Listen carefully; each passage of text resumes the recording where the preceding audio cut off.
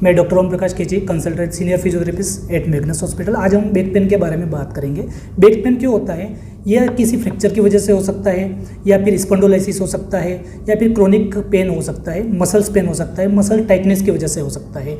इसमें बहुत सारी कंडीशन होती है। स्पॉन्डिलोलिसिस हो गया, ठीक है, फ्रैक्चर हो गया, लिस्थेसिस हो गया, या फिर पेरिफेरल सिंड्रोम हो गया, या फिर आप कहीं चल रहे हो उस वजह से आपको कहीं गिर गए हो तो उस वजह से एसआई जॉइंट में भी पेन हो सकता है, एसआई जॉइंट में दिक्कत आ सकती है। उस वजह से आपका पूरा लोअर लिम्ब की स्ट्रेंथ, लोअर लिम्ब का जो मेजरमेंट होता है वो पूरा चेंज हो जाता है। इसके लिए देखो अलग अलग कंडीशन में अलग अलग ट्रीटमेंट होता है। फिजियोथेरेपी में अलग अलग ट्रीटमेंट रहेगा।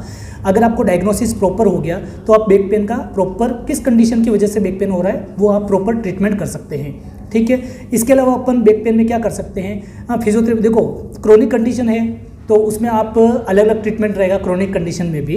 और ये मेनली रहता है अगर आपका पोस्चर गलत है, पोस्चर का इम्बैलेंस हो रहा है, उसमें भी आपका बैक पेन हो सकता है।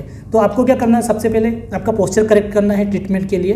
पोस्चर करेक्ट हो गया, फिर देखना है आपको किस वजह से बैक पेन हो रहा है। पोस्चर के अलावा बैक पेन भी बहुत सारे रीज़न हो सकते हैं, उसमें भी आप चेंज कर सकते हैं। पोस्चर करेक्ट होने के बाद आप जैसे किसी पेशेंट को बैक पेन कंटिन्यू हो रहा है तो आप मेडिसिन देंगे। डॉक्टर नॉर्मली जो फिजिशियन होता है वो मेडिसिन देते हैं। तो मेडिसिन एक्यूट कंडीशन होती है, उसमें मेडिसिन एक्यूट कंडीशन में मेडिसिन काम करती है, लेकिन प्रॉपर क्योर नहीं होता है। क्रोनिक में कोई प्रॉपर क्योर नहीं होता है, उसके लिए फिजियोथेरेपी आपको करवानी पड़ेगी। हाँ, फिजियोथेरेपी में अपन क्या क्या कर सकते हैं? उसमें अपन सबसे गर्म सिकाई करनी पड़ती है और प्रॉपर स्ट्रेचिंग करनी होती है, प्रॉपर मसल्स की स्ट्रेचिंग करनी होती है। कौन सी मसल्स का इम्बैलेंस हो रहा है वो आपको करना पड़ता है। हाँ, अगर आपको लोअर क्रॉस सिंड्रोम है तो उस हिसाब से अपने को देखना पड़ेगा मसल्स, कौन सी मसल्स को स्ट्रेच करना है, कौन सा मसल को स्ट्रेंथ करना पड़ता है, वो सब आपको देख के करना पड़ेगा।